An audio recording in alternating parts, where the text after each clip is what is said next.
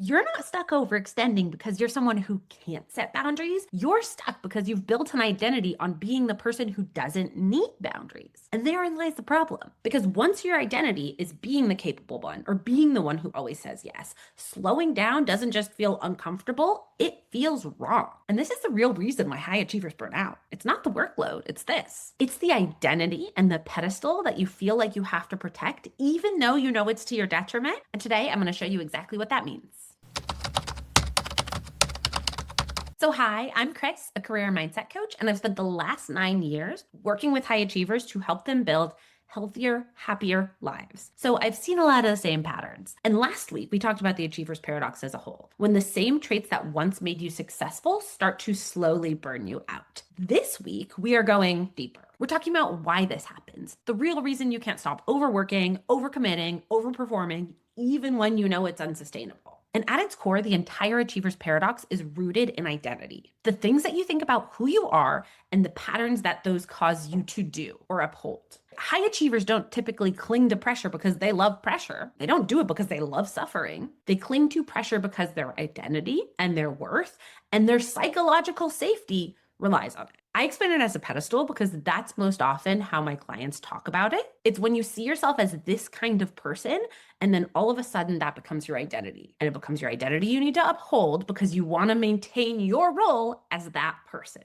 You see how that works? It creates this pedestal of I am X, and now everything I do must uphold me being X. So I'm going to break down how it forms and why we get stuck there. So we're not just talking in theory, because it always happens in the same 3 stages. So stage number 1, it starts as a strength that gets rewarded. And this is really where the pedestal begins without you even realizing it. It typically starts small. It can be a little compliment or a tiny comment, something innocent. Maybe you get praised for being responsible or mature or impressive or the one who gets things done. Whatever it is, your brain latches onto that because your brain says, oh, great. This is how I'm valued. This feels good being valued. I love that. It is familiar. It is admired. And most importantly, it is safe. Everyone likes getting those kinds of compliments. But the problem is when we start to think about this is who I am. And that is at its core, the origin story for every high achiever identity issue. And that's what takes us to stage 2, where this strength becomes your identity. Because over time, things start to shift. All of a sudden, we take it a little too far. And it goes from I can handle it to I am the one who handles it. It goes from I am reliable to I must always be reliable and never say no to things. It goes from I'm good at this to I must always be good at this and never need help. You see the difference there? One of these things is a small innocent compliment. Another is a toxic piece of head trash. And it's going to become an identity that drives bad behaviors and holds you to a very unhealthy place. It becomes a role you absorb, a title. I am the strong one. I am the dependable one. I am the one who's impressive. And once it becomes your identity, you feel like you no longer have a choice. Your strengths turn into standards. And this is what can really segue into that guilt space. You feel a responsibility to uphold your role, and you feel guilt if you don't, which brings us to stage 3. And stage 3 is that once this becomes your identity, it then becomes a trap that you feel obligated to uphold. This is when you are actually on the pedestal that I talked about before. It becomes something you need to uphold no matter what, even if it requires performing. And it often requires performing. Because if you feel like your identity is the strong one, even if you're struggling, you're going to perform strength. If you feel like your identity is being the reliable one, you're going to perform reliability even if you're on empty, even if you don't have capacity. If you feel like your identity is being the impressive one, then you are going to make the impressive choices even when they are at your own expense. You see how that works? Phase 3 is really the final nail in the coffin because in this space, we move into performing zone and being human, being less than perfect,